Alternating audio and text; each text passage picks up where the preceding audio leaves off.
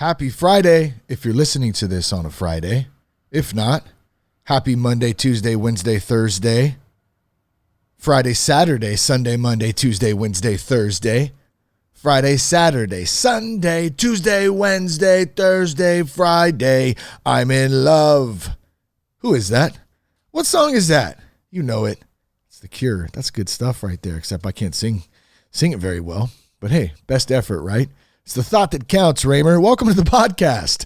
It's a great way to start it out, right? With some Cure. I need to get a Cure record, as a matter of fact. I just got a new record in. It is, let me check behind me here. Couldn't remember the name of the album, but it is Merle Haggard and the Strangers, The Roots of My Raising. And let me tell you why I bought this album. Number one, because I love Merle Haggard. But number two, it's got a picture of him getting out of like mid to late 80s Cadillac Sedan DeVille. I think it's a Sedan DeVille. Two-door, all red leather interior, silver. He's on a farm. He's got his lady friend leaning on the hood. Just so hard. Love some Merle Haggard. In any case, where am I going with this? Let me tell you where this episode of the podcast is coming to you from, and it's coming to you from Promises Behavioral Health. My good friends at Promises. Love those guys. Got a great working relationship. Keep in touch often. Know some of the people at Promises personally. Know that their family, their friends have struggled with recovery too, and that's why we partner with them. Have negative impacts from anything going on right now, from shutdowns, closures, job losses, relationship issues, addictive personalities, addictive thinking, addictive acts of addiction, alcoholism, just name it. We're going off right now. All of the things that life hits us with. If you're struggling, number one, you're not alone. I struggled too. I got some help. That was one of the biggest things. And let it be an opportunity for you to get some help. Here's what you can do. Promises Behavioral Health. You can reach out to them personally. You can go to promisesbehavioralhealth.com/soberguy, or you can call 888-205-1890. Tell them that you heard about them from that Sober Guy podcast. They can answer any questions for you. Maybe it's not for you. Maybe it's for your loved one. You have a spouse. You have a child. You have a friend, someone who you care about, and you just don't know what to do. Once again, let me give you that info. Promisesbehavioralhealth.com/soberguy. They've created a great page over there. Check it out. Or you can just go ahead and call the old-fashioned way. Let's pick up the telephone and give it a ring. 888-205-1890. 888-205-1890. And, do that. If that's you out there, trust me, you'll be glad that you did. Let's start the show. That Sober Guy podcast contains adult content, merciless truth, and emotional nudity. Listener discretion is advised. I'm Shane Raymer. You're listening to That Sober Guy podcast, and we help people stay sober. Be sure to check us out at thatsoberguy.com. You can connect with us on Instagram at RealThatSoberGuy. Today we're going to talk about Transitions Daily, or the daily AA email. We're not going to talk about it so much, as I may commentate a little bit, but I may commentate. I pronounced the whole word there, commentate. It's odd for me. It's an odd day. It's an odd world right now we're living in. It's just odd. It's strange. It's weird. At the same time, there's never been a greater time to be alive. So I can attest to that myself. Very glad I'm not in the gutter somewhere, in jail somewhere, in a weird place emotionally sometimes. Yeah, sometimes, sure. But then again, how fit is my spiritual connection? Sometimes I get tired of it. Sometimes I get tired of thinking about it, talking about it, doing it. But I try to give myself a little bit of grace on that, you know? Today's topic was resentment for the Transitions Daily. Let me give you those links real quick, actually, too, while we're here, and some of the resources. So you can go to dailyaaemail.com, and basically you're going to get an email delivered straight to your inbox every evening time. On Pacific time, it usually comes in around 8 o'clock for myself. 8 p.m. And what I do is I'm always technically a day behind because I read them in the morning time. So like last night's, I would read this morning and so on. So that's just how I do it. You can read it immediately, do it however you want. But the beauty of it is it's free. It gets delivered right to your inbox.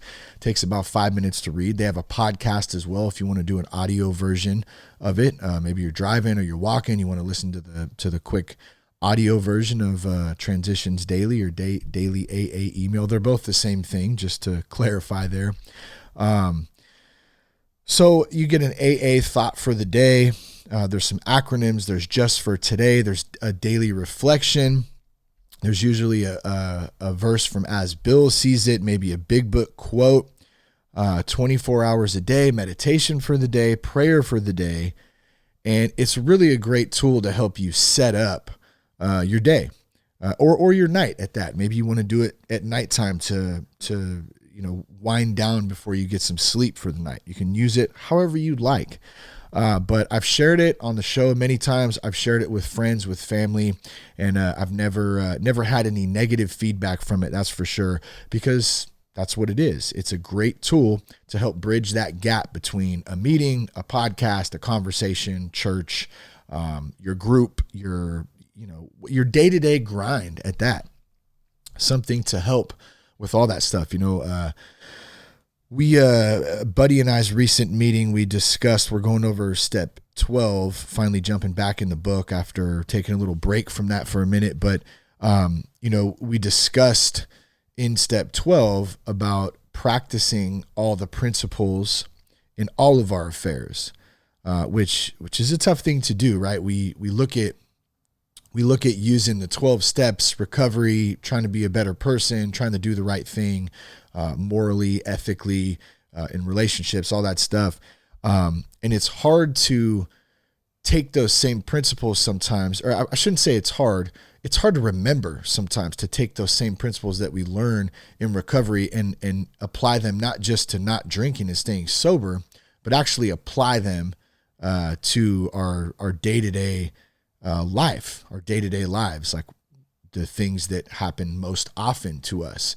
And I've found through this back and forth kind of ping pong tennis match, whatever you want to call it, of life, because some days are better than others. It's tough to stay dialed into that, but I notice a big difference when I do, when I'm able to apply 12-step principles to life, in everyday affairs versus only applying it to not drinking, but my other things, I just still live the same way as if I was drinking, if that makes sense. So in any case, Transitions Daily AA email, great resource. Let me give you some of the resources here that are on the site, and I'll put the site link in there too. It's a daily AA email. .org, but wait, is it .com or .org? Let me just make sure I got that right. I'm all over the place today, guys, but it's one of those days. Let's see, dailyaaemail.com. See, I'm glad that oh wait, no. I got the wrong link in here? No. Let me see if I got the wrong link in here. Let's see if it's .org. Oops. Now I'm just totally messing stuff up here. Let's edit. I'm trying to fix the link in here, so please excuse me for just a second here. Just excuse me, all right? Please excuse me. Where did that come from? You say excuse me after you fart or burp. Does that still happen? Okay, I don't know what's going on. I'll fix this in a minute.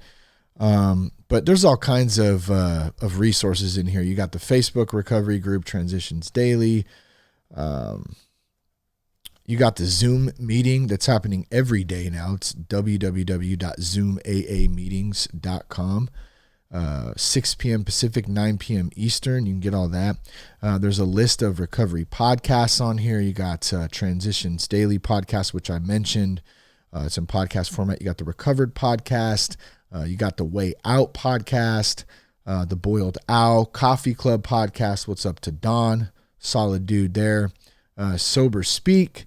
the Tao of Our Understanding, Sobercast, SoberPod, ODAT Chat Podcast, all kinds of resources and tools on there that you can share with your friends, with your family. It's, to help get through, bridge those times of recovery, of the daily grind at that. So check it out, and let's go over the daily email today. Thoughts for the day. Resentment is part of the topic today that opens up with. Resentment is the number one offender. It destroys more alcoholics than anything else. From it stem all forms of spiritual disease, for we have been not only mentally and physically ill, we've been spiritually sick. When the spiritual malady, do you say it malady or malady? I think it's malady. When the spiritual malady is overcome, we straighten out mentally and physically.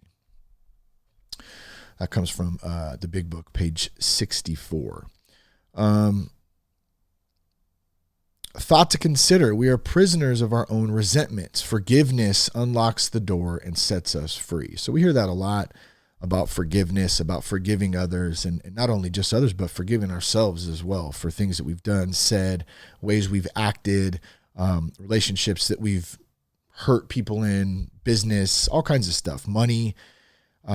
What is that thing that we need to ask for forgiveness for? And we can ask, what part did we have to play in whatever situation that was too? So back to the opening sentence of that thought to consider, we are prisoners of our own resentment. So we don't grow. We're not able to move on. We're not able to heal when we're holding on to those resentments. And, resentments is what we deal with when we get into recovery, when we start working the steps, when we start talking about the past things that have happened to us, why we drink the way we drink, what happened to us, how did we hurt others, that kind of stuff.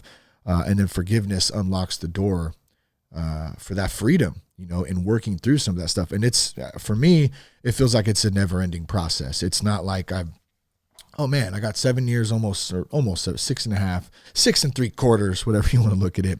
But it's not like, great, I'm healed and everything's awesome. Like, life is just this constant process. So I'm constantly having to work at this stuff. And I'll be honest, like, sometimes it gets exhausting and I just don't want to do it anymore. Like, I've been having some of those thoughts even lately. Just like, what is it all for anyway? Like, whatever, And so I guess the reason I express that is, number one, it helps me acknowledge it, even though I don't want to talk about it because it feels like a weakness.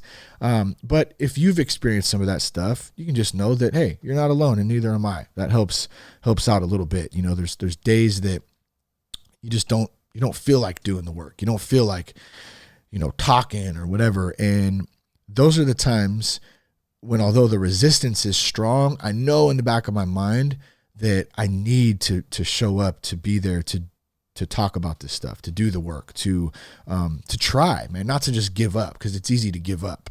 And sometimes I want to just give up. I'm sure those of you listening have been there at some point. Maybe you're there now, but the important thing is we lose when we give up. As long as we don't give up and we keep trying and we keep at it, even if it's a slow process, even if we have bad days, we give ourselves grace and we decide that, we're going to just show up and do the best we can that day, even if it ain't perfect. It's never going to be perfect. That's when we win. That's when we don't lose. So the next one's just for today, service and support from the joys of service. In Denver in 1975 at the International Convention, I heard many great things, but one that stands out is the key to happiness is not to concentrate on yourself, but to lose yourself in others. I like what Carl W. told our group when he ended his talk with these words for new people. Let us love until you can learn to love yourselves.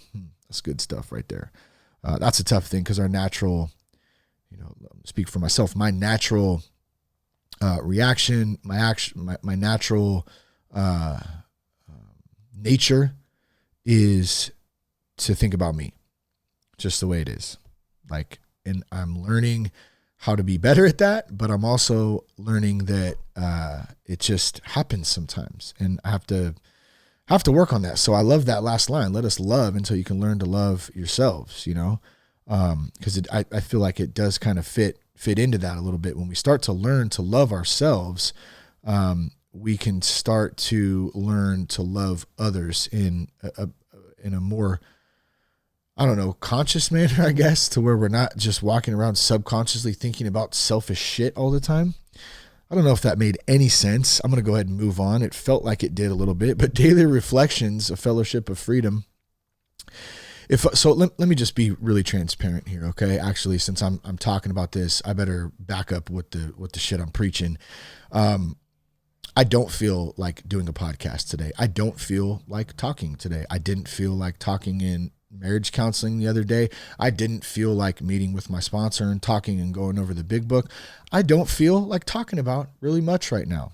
Don't know what it is. Don't quite get it.